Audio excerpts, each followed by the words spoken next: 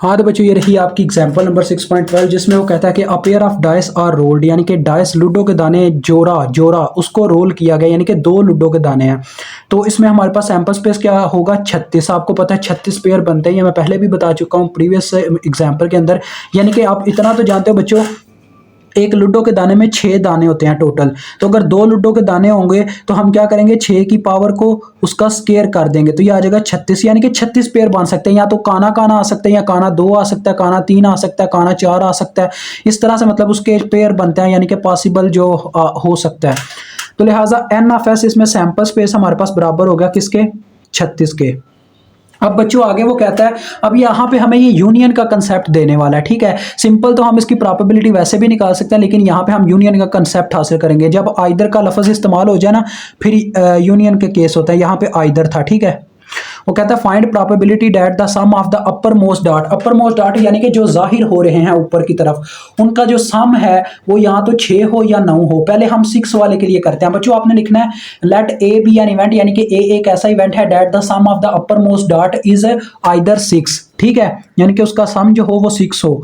तो N of ए पहले मैं लिखने लगा, पहले मुझे वो नंबर शो करवाने चाहिए जो जिनका सम 6 होगा। देखें, एक की गिनती में देखा जाए तो 1 और 5 का सम 6 होता है। एक तो ये नंबर हो गया, 2 और 4 आया होगा तो फिर 6 बनता होगा। उसके बाद 3 और 3 6 होता है।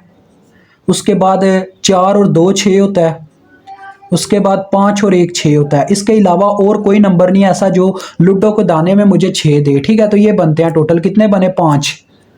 तो यहां से देखो, अगर मैं प्रोबेबिलिटी ए की निकालूं यानी कि 6 दाने की, तो वो क्या बनेगी, एन ऑफ ए और एन ऑफ एस। तो क्या बना, 5/36, ठीक है बच्चों, ये आ गया। अब हम बी के लिए निकालते हैं, एन ऑफ बी। वो कहता है अब आपने बी भी इवेंट लेना, let B be an event that the sum of the uppermost dots is 9। तो देखो बच्चों, 1 + 6 करें 7 तक काम जाता है एक की गिनती में। 2 + 6 करें 8 तक काम जाता है 2 की गिनती में। 3 से काम चलेगा, देखो 3 + 6 हो, 3 और 6 आया हो तो फिर हमें 9 मिल सकता है। तो 3 से शुरू करते हैं, 3 + 6 9। उसके बाद 4 की गिनती में देखा जाए तो 4 + 5 9, ठीक है।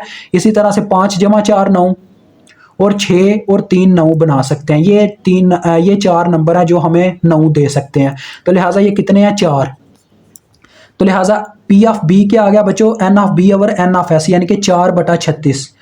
अब आप निकाल लो प्रोबेबिलिटी, कैसे निकालेंगे, यूनियन के केस की तरह, क्योंकि ये एक दूसरे से रिलेशन रखते हैं। आइदर ये इस चीज का गवाह है, ठीक है बच्चों।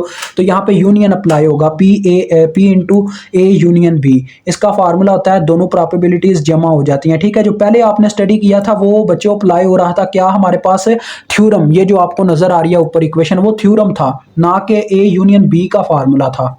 ये ए यूनियन बी का फार्मूला होता है। तो दोनों प्रोबेबिलिटीज जमा हो जाएंगी, तो देखें क्या आ जाएगा, 5/36 जमा 4/36। तो ये आपके पास आ जाएगा 9/36 1/4। ये आपके पास आंसर आ गया, ठीक है। मुझे उम्मीद है आपको इसकी समझ आ गई होगी।